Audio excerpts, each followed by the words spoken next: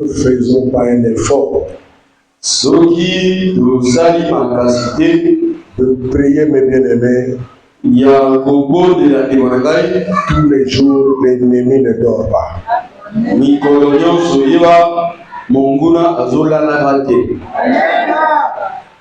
Amen. Voilà pourquoi tu te réveilles, il n'y a pas de problème. Et quand l'autre qui est avec toi ouvre la bouche, c'est-à-dire tu dis, mais où est-ce qu'il ramasse tout ça? Là où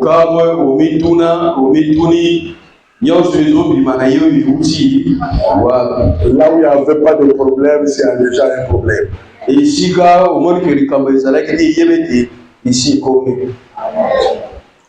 C'est le diable qui travaille comme ça. Il empêche la paix.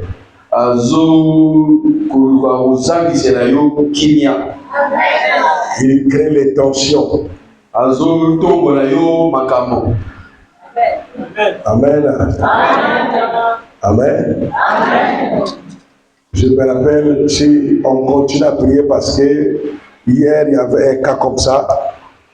Il y avait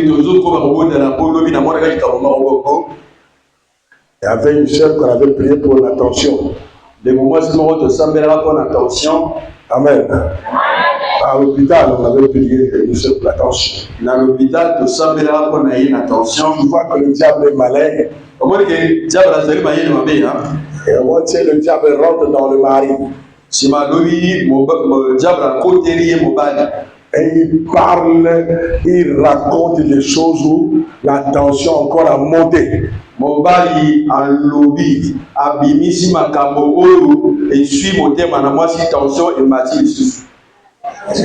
à l'hôpital maintenant. Les ordonnances sortent. C'est ça le diable. Amen. Amen. Beaucoup de gens souffrent de la tension là, c'est à cause des problèmes. Des coups qu'on a reçus.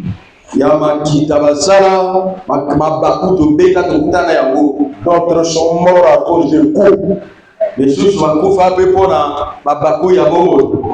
Matthieu 27,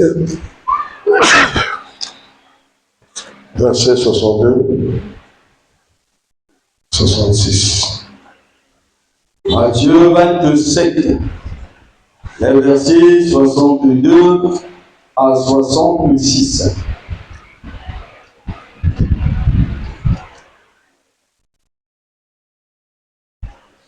Et l'autre partie, c'est Matthieu 28, verset 1 à 7. Deuxième lecture, Matthieu 28, 1 à 7.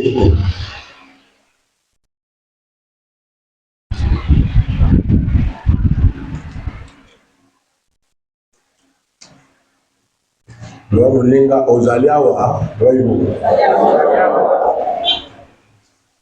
wakobimate zaliawa, zalawa. Amen. Parfois nous autres pas zaliawa, nous allons comme la nappe. Kota l'église, kota mobiba, kutiga monsieur sur les bandates. Concentre-toi. Amen. Amen. Écoutez bien comment l'ennemi fait des complots.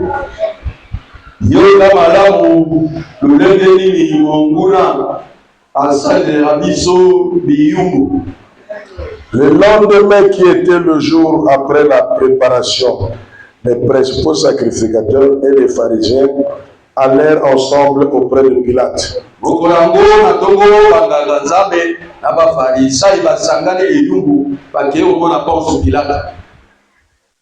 Et dirent, Seigneur, nous nous souvenons que cet imposteur a dit, quand il vivait encore, après 3 jours, je ressusciterai. alobaki ete nsima likolo misato ya liwa na ye akosekwa. Eza na bato mosusu oyo ozalaki na trésor batikaki yo ntango oleki puberté okomi na 18 ans base retrouve mwana ya adele wana omoni teka akomi ya kobala baninga balobi mais soki tosala attention te akozwa libala mais tokosala nini pour que mwana adele wana atwa mobala ya malonga te tozwa ye molimo adiki ekotisa ye pour que au lieu que avanda tranquille azala mobali azala diki akambala libala apresavie tout wana balobani balobi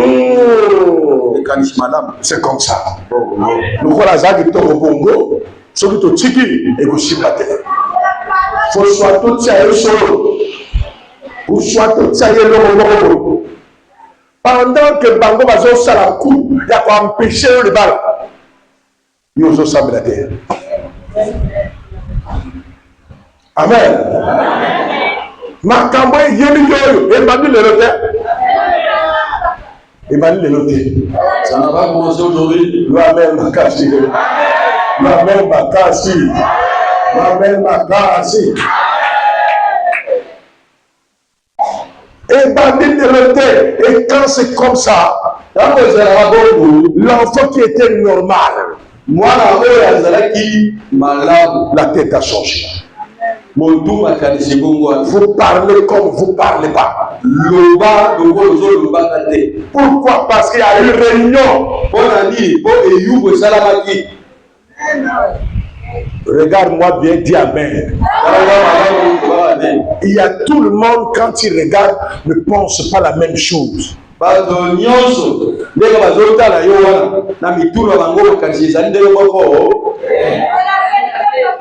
Tout le monde n'est pas venu à la prière comme toi.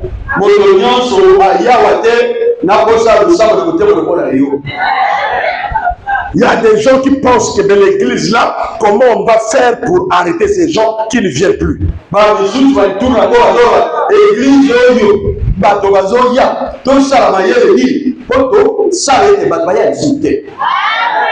Totina bato na biso bakende ko détruire baninga bachokolo baloba mabe pour que bakima mais tosali wana te esili te awa tokosala ndenge nini bon siko tokosa tolobaki paster wana aza nganga abotami amwana nganga azuli nganga tata. Tout ça c'est mes empêchements. Moi je vous dis avec pendant que tu es là calme, il y a des gens qui réfléchissent contre toi. Ils ne réfléchissent pas pour que tu sois béni. Ils réfléchissent pour que tu souffres. Amen. Amen. Regarde ces gens-là. Ils sont allés voir le souverain sacrificateur pour dire que c'est un imposteur. Au début que Batoso va respecter le de la combo.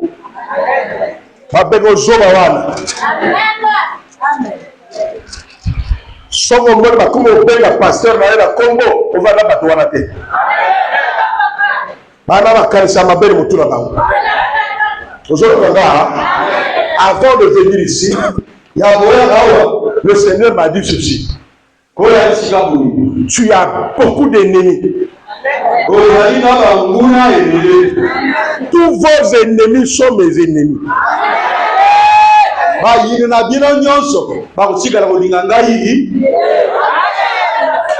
Ennemi na ye ayebi ayete. Ennemi na yo akoyi na yete. Mais be ennemi na bilomi balé bakoyi na nga nzela moko. To nzamba batelinga te ya pasi. Moi je vous dis la vérité, bien aimé.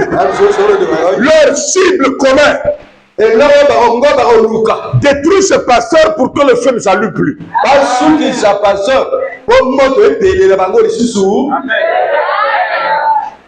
On fait ça, il va là-bas. Et ils savent que Jésus-Christ qui fait, mais comme ils ne peuvent pas attaquer Jésus-Christ, ils ne peuvent qu'attaquer l'homme.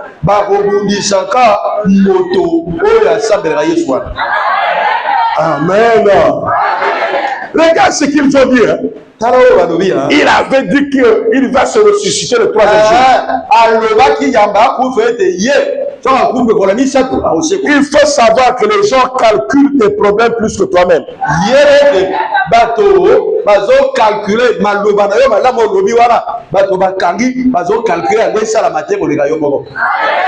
Oyebi ke asome taxi, asome taxi, asome taxi,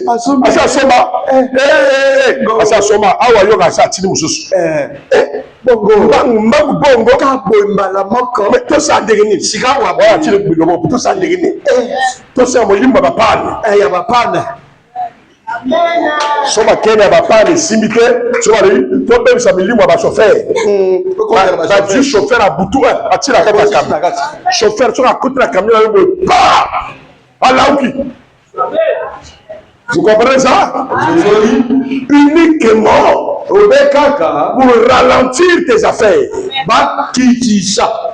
Pour empêcher que ça marche. Les gens de mauvaise foi. Beaucoup de gens n'aiment pas que les gens se marient.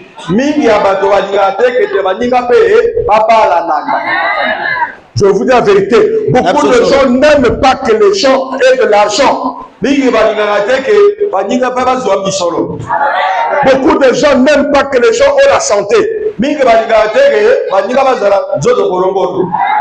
Retenez ça, mes bien-aimés. Pendant que tu sors chaque matin, ils sont conscients de ton courage.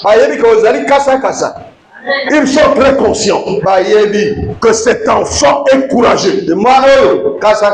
Si nous ne bloquons pas ces chemins, tu comprends, là? Ou soit on te bloque pour que tu ne marches pas, ou soit on te laisse marcher pour ne rien avoir.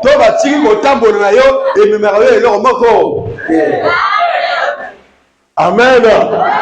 Demandez à beaucoup de gens qui ont bien démarré. Beaucoup sont à terre. Dans l'école, Azalaki brillant. À l'école, il était très intelligent. Amen. Pourquoi ils ont dit non? Si on le laisse, il va faire des économies, il va acheter les parcelles. Il va nous laisser le rater. On ne supporte pas ça. Il y a beaucoup qui ne supportent pas l'avenir des autres. Tu peux les recevoir de ta famille, du quartier, des amis, partout où tu passes.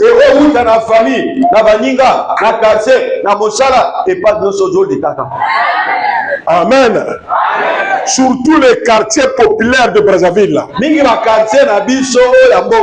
C'est là où on vend la sorcellerie en route.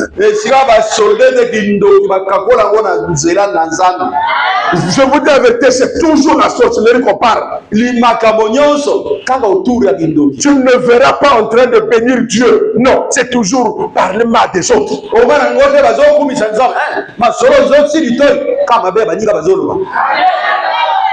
Détruire la vie des autres. Soki ba moni bato to moto basa libala to mobali na mwasi balingani bakokota na moko bakobebisa babebisa motema pour que libala wana ekufa bango kosala satana. C'est la vérité que je dis. Hein? Beaucoup ont perdu le mariage à cause des humains.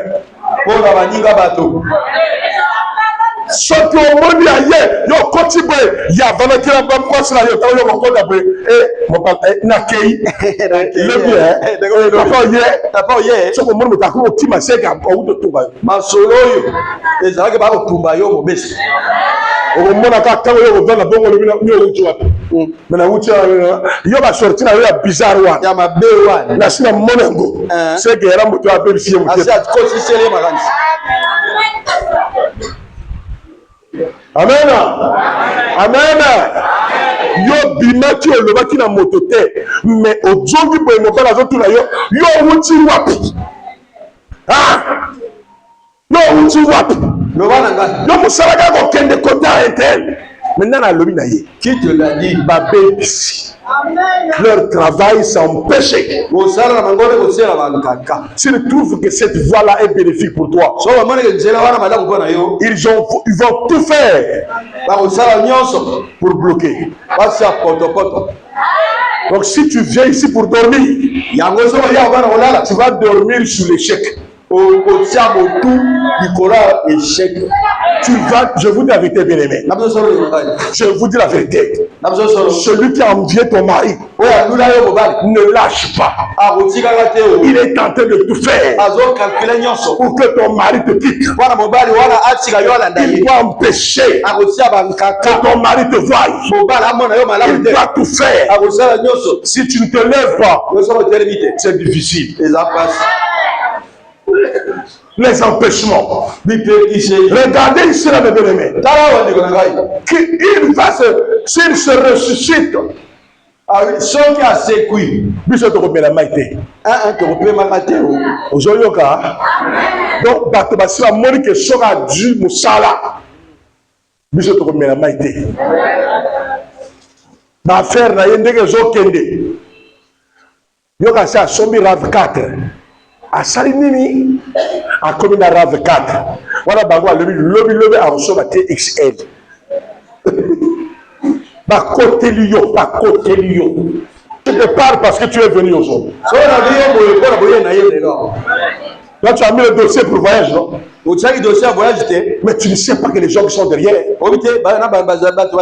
Ngana na ke poto te ya ke le poto. Akobando kata yo. On dit dossier pour toi que le wap. On dit dossier pour la ligne. Pour la poto. Poto pour le logo. Poto. Et l'homme de son combat kuna. Voilà mon thème avec. Yesu a commis, ça va. Mais mon nez a combattu. Et ça n'a pas de thème avec. Yo moto pesi et loco. Yo moto aidé. Mais yo moto tonga yo mort mon pays. Je vous dis la vérité, la sorcellerie ne dépend pas de ce que tu lui bénis. Même si tu le bénis, il va toujours faire la haine contre toi. Jamais le tous ceux qui se moquent de toi là n'accepteront pas un miracle sur toi. Bango basekaka bana na yo tamoni ke mwana moka du miracle mais abandonné te na bango ko le bakeno to sala tout le kola moka sa du miracle ago me bango tout kuno pour que ba miracle il faut que bana critique il faut que bana pour que ba to négliger ati ko ke ko ati ka jela wana to critique ba bien plus que jela wana yo bonga ya bonga ba critique ba ko tia lo ko le bo ba ko tia mo ba bato ba ko le kenza ba sala kate si tu ne fais pas attention tu vas négliger. On va t'empêcher cette maison-là. On va chercher à t'empêcher de venir ici. Qu'il ne parte pas là-bas. Écoutez-moi, mes bien-aimés. Peu importe ce que nous croisons ici là. Le but du visé, c'est que Jésus-Christ nous donne la victoire. Tu peux pas camber le coup dans la noire. Il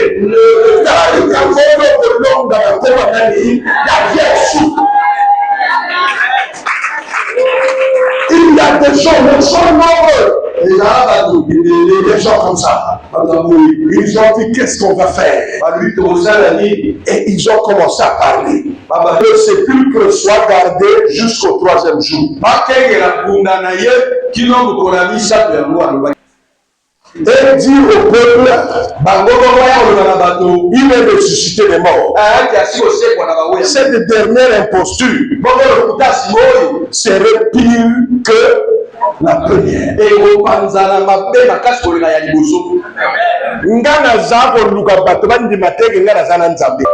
Parce que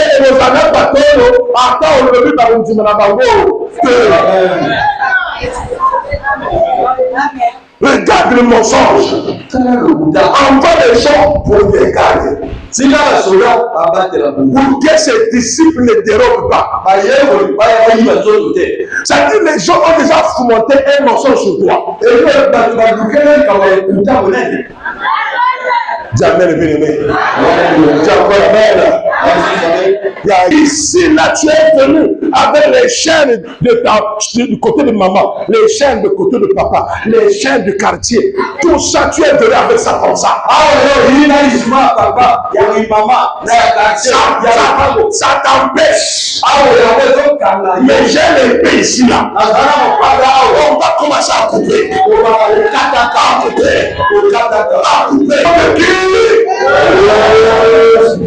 Dis avec Jésus, je serai libre. Avec Jésus, je serai libre. Les choses vont disparaître. C'est ce que je te dis ce soir. Avec le Seigneur Jésus, on réussira. Tu vas sortir de ce corps. Tu vas sortir de ces chaînes. Même si tu attaques par la maison, si tu attaques par le quartier, si tu attaques par les parents, si tu attaques par tes propres frères et sœurs, tu finiras toujours par sortir. Est-ce que tu entends bien les d'autres sont accusés à tort ici. De sorciers et de sorcières. Dans le convaincre des gens de la famille. On va couper les chaînes de l'Église. Je vais les démasquer. Je vais les démasquer. Je vais les démasquer. Quelle que soit la forme que nous allons prendre. Tous les jours, il fait les fétiches. Tous les jours, il fait les fétiches. Pour qu'il y ait toujours le feu. Le feu qui est dans ta maison. Celui qui fait les fétiches. C'est lui qui empêche la paix. Il est personne sur sa tête. Il frappe sa tête. Obel Oyo, Passame les Syries, Yatuli Batonga. Obel Oyo, Passame les Syries, Yatuli Tonga. Avant toujours empêcher yo, Obema, le malade, empêcher le malade, pour qu'attendre la combat Yeshua. Est-ce que tu comprends ce que je dis là? Et c'est comme ça qu'il se trouve. Tu es là. Ton intelligence ne payera pas. Le commerce que tu fais là, il croit qu'il va avoir les camions. Il va avoir l'argent. Nous, on va empêcher. On va l'empêcher. Mais nous sommes venus détruire les empêchements. J'ai commencé à prier moi-même. Celui qui va m'empêcher d'être béni, c'est la frappe aujourd'hui.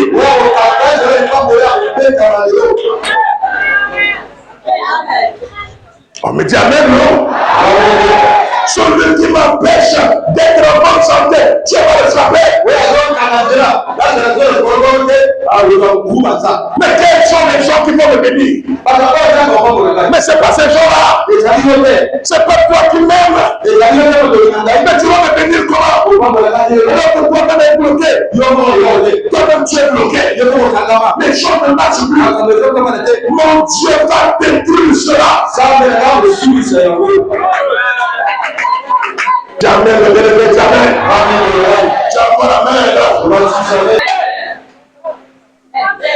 Tu sens que quelqu'un, quand il parle, il te parle de la sorcellerie. Yo kanisi yo ko bonga. Donc yo ne du côté de pas mon engagement. Yo le gérant ya binanga. Bonga dans tout le monde. Tous allés. Yo peut bonga ba mona. moto azokata yo, c'est-à-dire bakela ni kaka mundeki. Défi. Moi je suis né pour ça. Ndaso katinga défi total. Tu dois défendre ta vie. Vous savez on dirait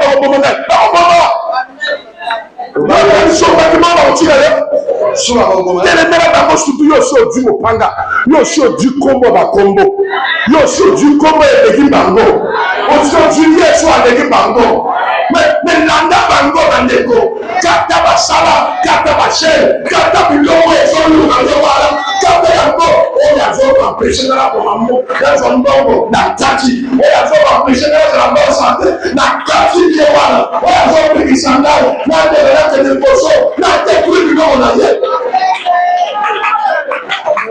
Tout ce qui t'empêche d'être en paix doit partir. Quand elle a mis sur terre, quand il y a victime, quand elle a victime terre, quand elle a terre, c'est comme si il y a une sepelle d'ango, quand sepelle d'ango, on m'appelle corona yote. Attends, tu vas sur le banayo, oh il y a ça baby, le la bango na baby terre. Oh il y a ça une baby sangana on détruit à la corona. La bouche a une puissance. La parole a une puissance. Tout a été créé par la parole. Surtout quand tu parles et tu dis au nom de Jésus, c'est trop puissant.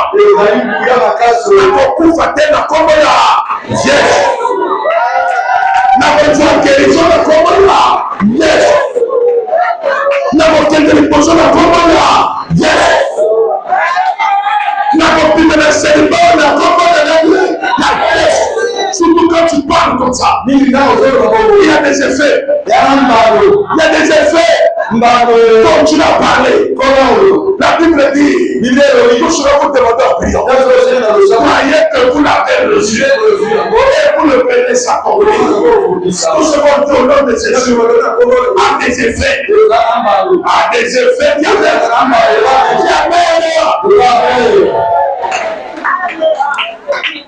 Karakalawana kana comme on parle à Boutou. C'est moi qui n'ai pas les gens ratés. Tant qu'on colle y a la pêche à Yindo. À comment vous bloquer les balayas.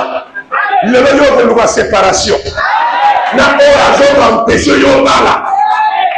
Est-ce qu'on a vu votre mais Boena Balate de Cambo, ni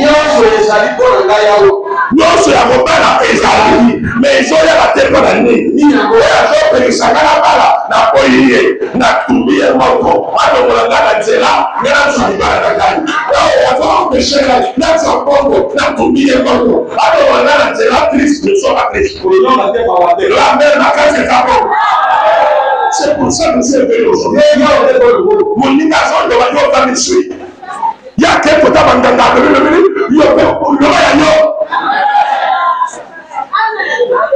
ndenge bazawana bakomona ndenge bazawana bakomona ndenge bazawana bakomona bana bakombela bana bakokufa yo mpe tuona mutu olobi moto ekobela etuma bilona bango yandala kota oyo apela akobika oyo azobela azobika akababila abika keleli akobika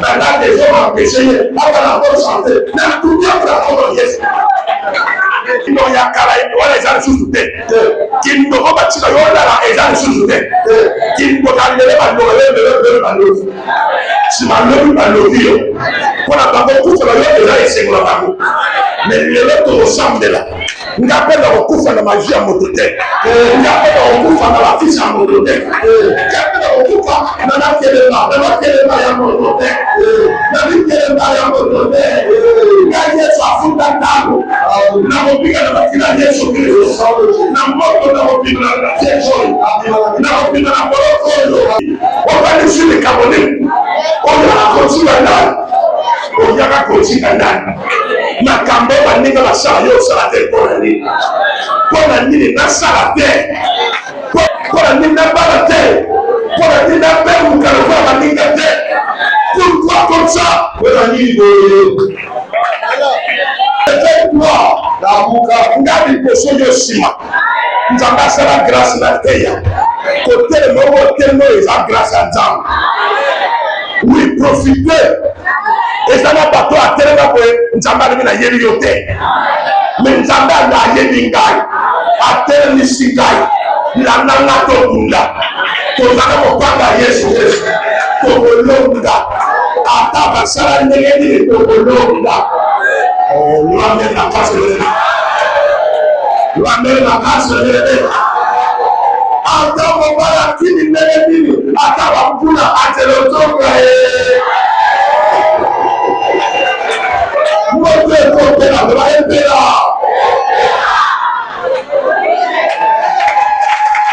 Il n'y a personne qui est plus grand que Jésus. Jésus crucifié à la croix. Mort et ressuscité dans les morts. C'est lui qui donne la victoire. Sur le Satan, ça continue dans ton engagement. À côté de l'Opima. Le bas à côté de l'Opima. Le baillot, comme si on le langa. Non, vous avez l'avantage. Mais nous avons Jésus. Vous comprenez? Il pourra avoir l'avantage dans ta maison. Alors que vous pouvez à Jésus-Christ. Il y aura la résurrection. Il y aura la résurrection. Ceux qui participent à t'empêcher, on a honte. On a eux. On a ceux qui vont sortir. Jésus qui va te délivrer de tous les chaînes. Oh, dis amen, moi je dis la vérité. Dis amen, Jésus qui va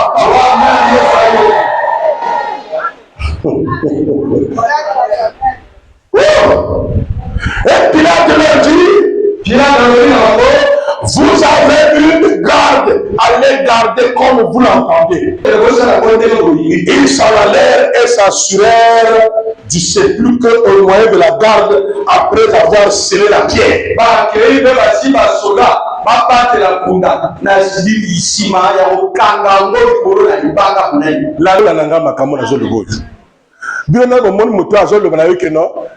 Soko, on appelle cet exemple. Yo soko bali, on a le logo de Mobali.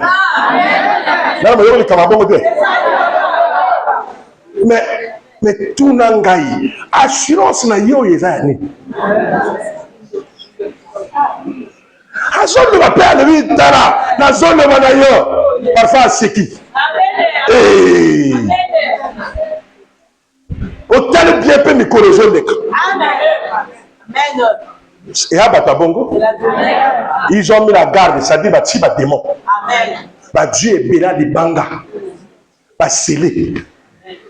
Donc, Badmouli qui est moyen au Bima, attends, Bima démon aussi. Donc, il est sûr, ils sont sûrs qu'il n'y aura rien. Quand les sorciers sont sûrs, il faut appeler Jésus-Christ. Quand les gens sont très sûrs, la seule personne qui peut les détruire, qui peut détruire le piège, c'est le Seigneur Jésus. Quelle que soit la grandeur de quelqu'un, quelle que soit la grandeur de la société, le seul nom qui peut menacer n'importe qui, c'est le nom de Jésus-Christ. Avec ce nom de bien-aimé, tu peux vaincre et la magie, et le paraboutisme, et le sida, et le cancer, et le diable, et le tonnerre, et la mort.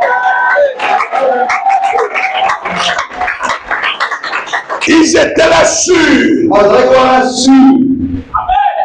Sur le motazol, le maillot de Cambo, que c'est fini.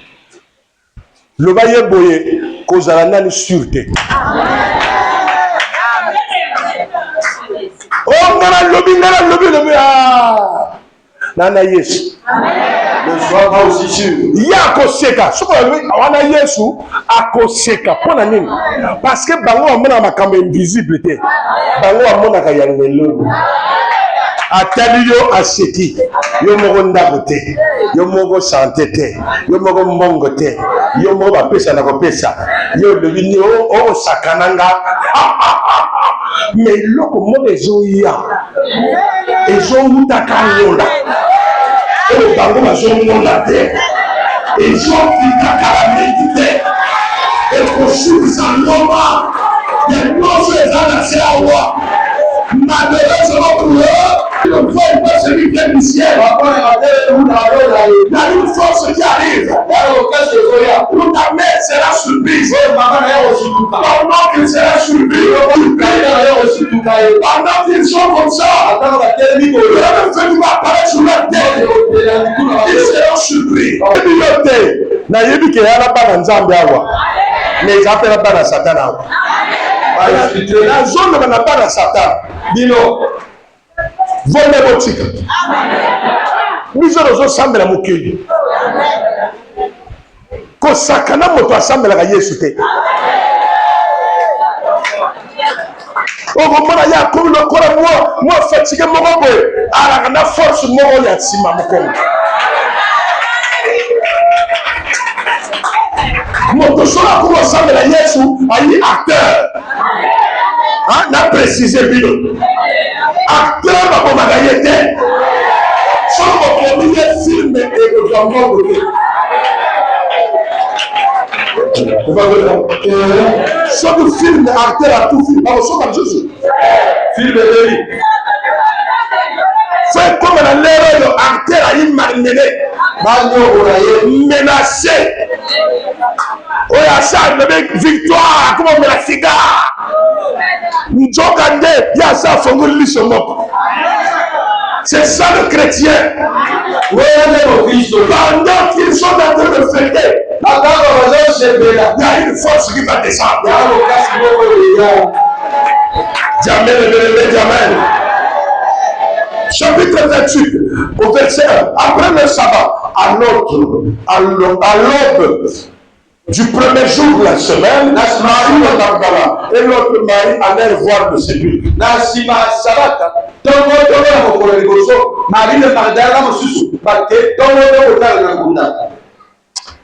Ma sœur, bazalaka metema bien. Partout, basi. Nazo kosote. Na mi ba bazalao, c'est vrai. Mais mingo baso manga biloko taka ba vanger ya basi. Nazo kosote. Mi ba basalaka, mi ba le 8 basi 8. Ma maman va mettre le câble. Zala motema moto nzambe okuna na Yesu. Yesu atira bana yeke. Tala basi bibalo na tongo basi ba komi na kunda. Et voici il y a un grand tremblement de terre. Car un homme du Seigneur descendu du ciel vint faire quoi? Rouler la pierre et s'assit dessus. N'importe quelle pierre qu'on a mis sur toi, après Jésus, tu vas rouler ça. Les gens seront surpris. La pierre est enlevée. Parce qu'un ange va descendre. Une heure est arrivée. Pour tout empêchement fatal. L'heure est arrivée. Où chaque chose va changer. Chaque chose a son temps. C'est maintenant mon temps. C'est maintenant mon temps. De la résurrection. Au nom de qui? Son aspect était comme l'éclair. Et son vêtement blanc comme la neige. Amen. Les gardes tremblèrent de peur et devinrent comme quoi? Mort. Yo, fongola matoyi. Oyebi ke bandoge balinga batanga iloko te. Même nanda, soko zotanga parole, omona bato bakoganga yo. Bango balinga bana sa faiblesse na bango te. Bademo ata batelemi ndenge nini, un jour bakolenga. soki okovanda kanda Yesu un jour bakosala nini mokonzi ya bakonzi ya mobimba akotika yondela mikolo nyonso. Jésus est fidèle. Malgré qu'on se moque de toi, il apparaîtra. Je te rassure. Jésus ne t'abandonnera pas tous les jours. Il finit par venir parce qu'il est l'alpha et l'oméga et le commencement et la fin. Tout lui appartient. Tout lui appartient. Tout lui appartient. Il est là de partout. Il est l'homme partout. Il va aller dans n'importe quelle prison. Vous êtes décédé là-bas pour te délivrer de la prison, des maris de nuit, des maladies, des échecs, des blocages, de la pauvreté, des morts, des totems de famille, des liens de famille, du sortira aujourd'hui. La résurrection est tout ce qui t'empêche de tomber aujourd'hui. Les démons vont trembler. Tous les esprits qui te contrôlent au nom de Jésus, ils tremblent. Ils tremblent. Ils tremblent. Au nom de Jésus. Devant le nom de Jésus. Tous les démons tremblent. Tous les démons tremblent. Tous les démons tremblent. Tous les démons tremblent. Les esprits de mort tremblent. Devant le nom de Jésus. Devant le nom de Jésus. Les ennemis vont regretter ce qu'ils ont fait. Ils vont regretter. Si Jésus ne le fait pas, c'est qu'il n'est pas Dieu. Il va le faire parce qu'il est Dieu. S'il ne le fait pas, donc il y a plusieurs dieux. Il y a un seul Dieu.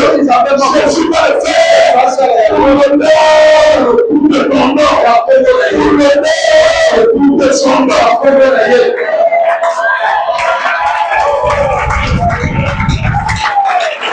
akosala ngo po lokumu ya kombo na ye po bayakaka bamonaka yo oyalaka priere basekaka ya kosala mpona arépondre bango alakisa na bango malgré que mwana na ngai aza boye te ye na kosala mpona lokumu ya kombo na ngai nalakisa na bino kenge nazala nzambe famille. De la 3 fois, je suis libre. Je suis libre. Je suis libre. Je suis libre. Alléluia. Mélange prit la parole et dit aux femmes, vous ne craignez pas, car je sais que vous cherchez Jésus qui a été crucifié. Il n'est plus ici. Malgré la garde, malgré la pierre, il n'est plus là. Il est ressuscité. Comme il avait dit, venez voyez le lieu où il était couché. S'il dit quelque chose, nazokosote ngana kosambela moto oyo parfois alobi ke nakoki te nasambelaka moto akoka kota nganga soko okei ndelo akoki lobi apres alobi vraiment nazokoka te kota docteur alobi akoki à la fin vraiment je ne sais pas mais kota yaya bayaya soko okomi alobaka nyonso ezalaka na solution. Tu ne le défends il n'a jamais failli. Pourquoi non je l'ai dit? Il n'est pas là. Vous avez vu la garde là? Voilà comment il dort. Minopolele. La pierre a été mise de côté. Les fusils n'ont pas pu créditer. Parce qu'il est la résurrection. Il est ressuscité comme il avait dit. Maintenant, vous m'avez dit parce qu'il a dit n'a pas fait quoi. Le col a levé à bosser quoi. Bichoto tera n'igi à bosser quoi. N'amona bato banga yo sambela. Soko yo kocha wa yalo ko la défi. Ah, tant yo kota ka we ni ngo bake makambo tu ya yo ko beba enjo e ko sa nini e osila.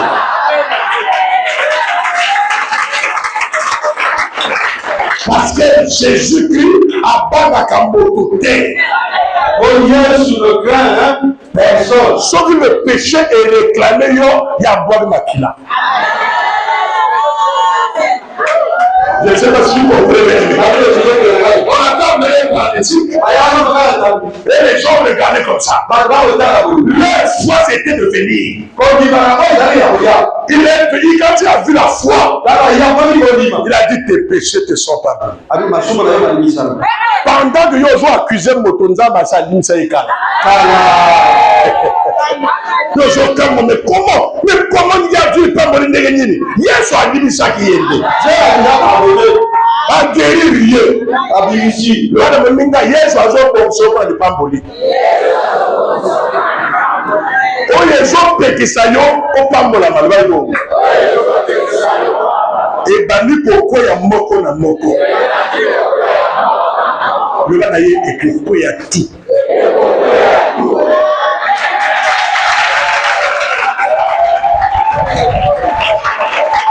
Il